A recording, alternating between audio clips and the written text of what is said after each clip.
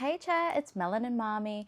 I'm back with another episode of our DJ tutorial series. Today we're going to go over a mixer or controller, if you will, how to navigate it and how to connect the equipment. So let's just jump straight into it. So today I'm going to show you the controls on my DDJ Flex 4. Yeah, I don't know what else to say. I'm in my living room today, guys, because I'm no bougie girl with a studio, whatever. You know, work with what you've got. So yeah, let's just jump straight into it. So I'm just gonna turn this to you guys so that you can see. So this is what the DDJ Flex 4 looks like. I bought this one from, I think, DJ City. Can't recommend it enough. This is the second controller I have. The first one, which I learned off of, was a DJ, I believe, SB1, which was gifted to me by a friend. So anyways, okay, let's just jump straight into it. So this is deck 1 and deck 2, basically.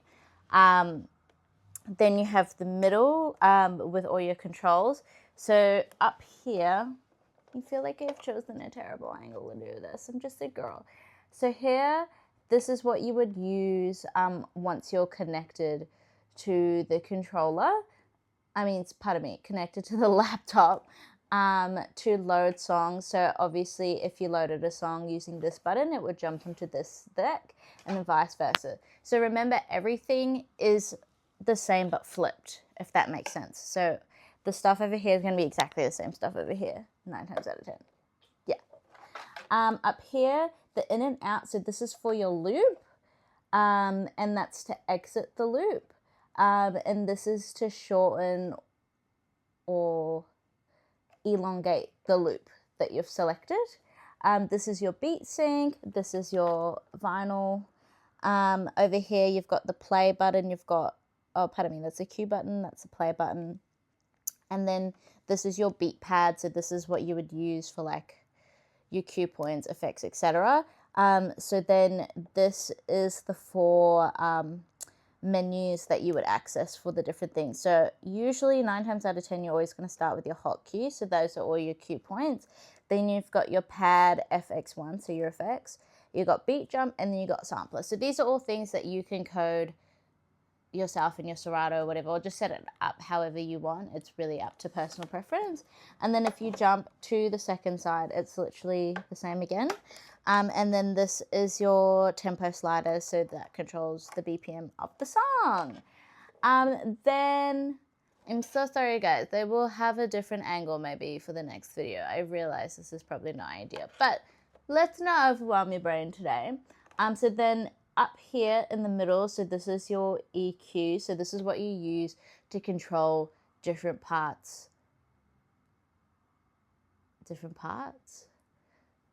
Just the different parts of like the song. Is that the best way to put it? I'm just a girl. Listen. Okay, so this is the trim. So this is what you would, so see down the middle, you've got these like random lines. So that will show you like sort of like the volume audio situation of the song. So you might have heard a term, you never want a red line. That's true, you don't want a red line, which means that you're blasting the music from your laptop / decks into the stereo, and then the output is probably, it's not going to sound the best. It's like when you remember my analogy with like the car, like you're trying to like play music on like in your shitbox and your speakers are like tinny and it just sounds horrible. It's like that. So when you redline, generally the music's not going to sound very good. So this is what you would use your trim on either side to control it. So these EQs, where's the accent coming from, is for this side, and these EQs are for that side. So like you could split it down the middle essentially. And so the top ones control the highs of your songs, the middles control the mids, and then the bottoms control the lows of your songs. So like your bass essentially. And then over here is the CFX, so you can go low or high. So that like, it's like the filter of the song. So when you're on a CDJ, you have like another panel here that will say like different effects that are used for the C effects. But because I'm just on a controller today, we do not have him. And then these here, seeds label 1 and 2, these control like the volume of the song. So if it's down, then that means that deck's music is not going to be playing out loud. Whereas if you had it up all the way here, that means everyone can hear it. It's being put into the speaker kind of thing. I forgot what this is called, but this, so if I had it in the middle, that means it's going to play both songs. Let's say I just have it on the side, it's only going to play what's coming out of deck 1. If I have it on the side, it's only going to have what's coming out of deck 2. Does that make sense? And yeah. Why did I choose to do this, you guys? I feel like I'm doing a terrible job. I'm so sorry. This is your volume. Obviously you've got these cue things here. So if you were, let's say you had deck 1 playing, and then you put the cue button on here, that means without having this music out to the world in the speaker, you can press play and listen to deck 2 in your headphones. So that's what this is for. That's the same over here. So instead of doing that, you could just listen to the master, for example. This is to play which deck you want the effect to play on. So maybe you want to echo out of deck 1's song, so you would put it all the way at deck 1. And that will help select your effects. This is for adjusting the beats of the effect. So you might want it on half a beat, you might want it on a quarter of a beat, you might just want it on 1 beat. And then this is like the depth of the effect. So if you had it in the middle, it would be like 50%. If you had it all the way here, the effect would be like 100%. So it'd be like shh, you know? And if you have it over here, then it's off. Makes sense? And then you would use that to turn it on and off. Now, all of that might sound like gibberish, and that's because we're not learning how to mix today. We're just getting familiar with the controller. Now, essentially, a club situation would be that it's, like I said in my previous video, it's like a controller, but everything's split up, and there's quite a few more features to it. So if it was a club setup, you would have, this would essentially be CDJ1, this would be a mixer, and this would be CDJ2. Because most of you are still learning, we're not going to worry about that, and I don't have any CDJs to show you. I also did forget to show you guys the ports of everything. I didn't forget, I just saved it for right now. So over here, you have your headphone jack. This is where you plug in your headphones. Over here is your connections. Oh, pardon me. So for a controller, you literally just use a USB-C cable, and you just connect it into the laptop button. And I don't know what that is, but it looks like it's for Android. So I have Apple. And then this is where you'd put your is it auxiliary cord? You read my cable that plays the sound? Yeah, that's what you put there. And then this is for your mic. This controls your microphone if, let's say, you're an MC or something. Now I know this seems like, oh, Tash, what are you saying is boring. I think it's really important to know what you're navigating before you actually go and navigate it. So I will go through all the different cables and connections, etc. Because I wish someone told me, because I would go to a certain club and be like, oh, you need that cable? Well, guess what? You don't have that. So yeah, here we go. So just for a normal controller, 9 times out of 10, just your USB-C cable, just like that. I use a Mac as well, so that's why I double-ended. USB-C. Yeah, okay. Then the next common ones you'll find, this is for your slightly older controllers, or like your bigger boys, like the less portable ones. So like your RX3s and stuff like that. So those are like your all-in-one controllers that are a lot bigger.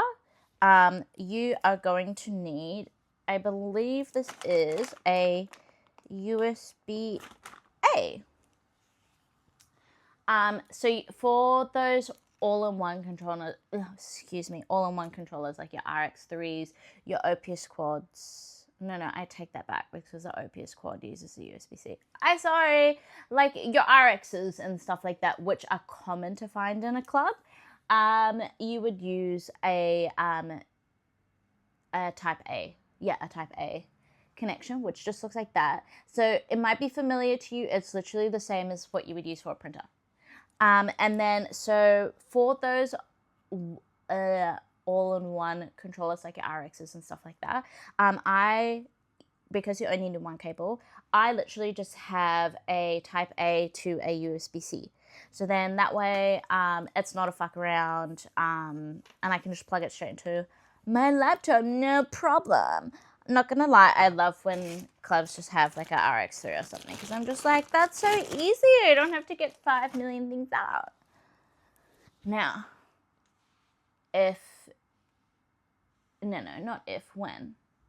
when you go do your club gigs, unfortunately for us laptop people, there's a lot, babe. You're gonna need 3 cables. Yep, I said it, 3 cables. So remember how I said that on a club mixer setup, everything is separate? So if this one's all in one, you only need 1 cable, right? So if everything's separate, what do you think that means? You need 3. I held up 6, but you need 3. So you're gonna need 3 cables. So they come in an anti-static bag like this. I recommend keeping them in these. I know it's annoying, like, to, like, put away and whatever and all that sort of shit. I just, like, for me, I haven't had to change my cables.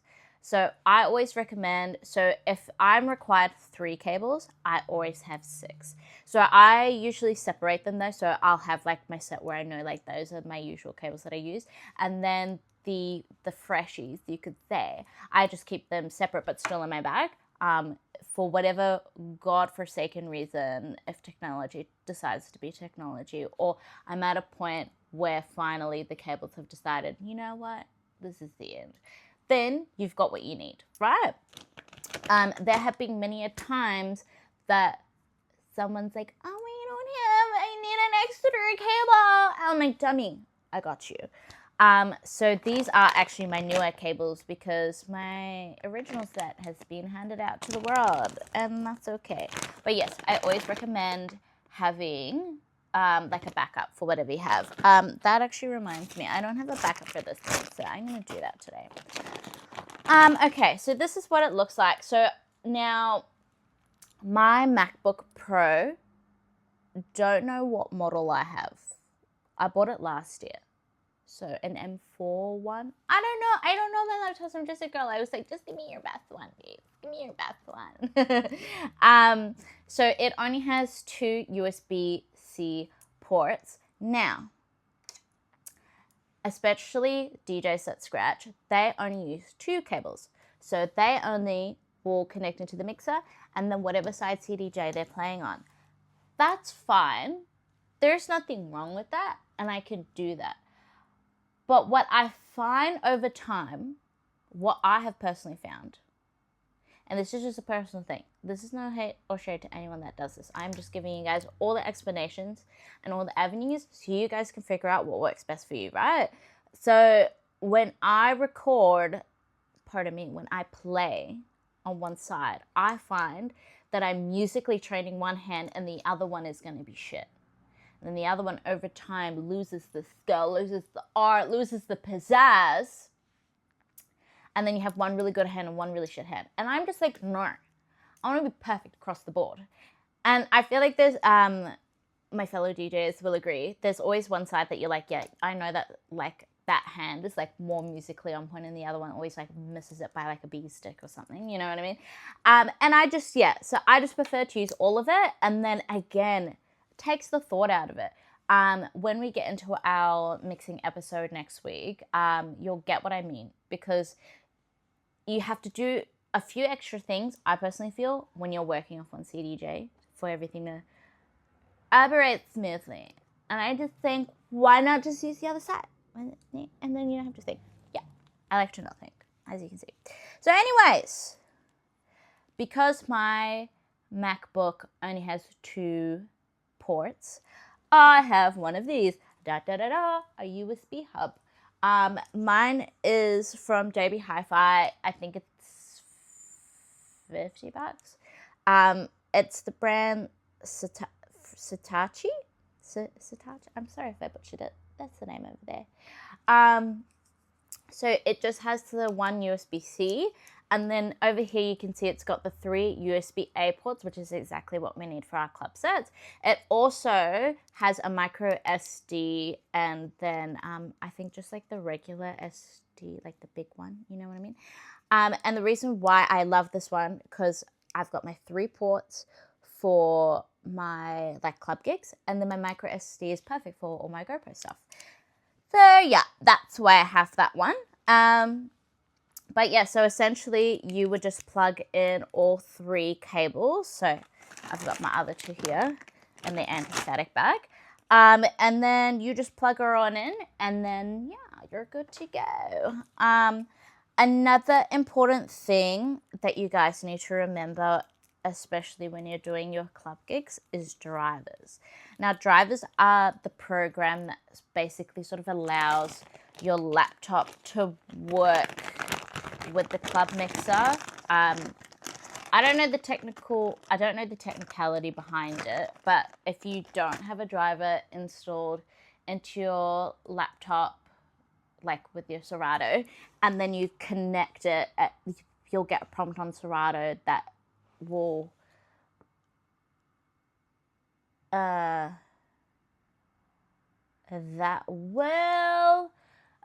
you that the drive's not installed, and it basically won't connect. Like, it won't pop up with the CDJs or anything, and then you're screwed. So I will put in the section below the links to drivers for more information about that. If you guys want like a proper run through on drivers, please let me know. I kind of find drivers pretty self-explanatory. It's just like when you update a software or something, like you go to use the Serato and you update it, and then you just have to go through that little install process. I think it's pretty self-explanatory. If you guys want a run through of that, please let me know.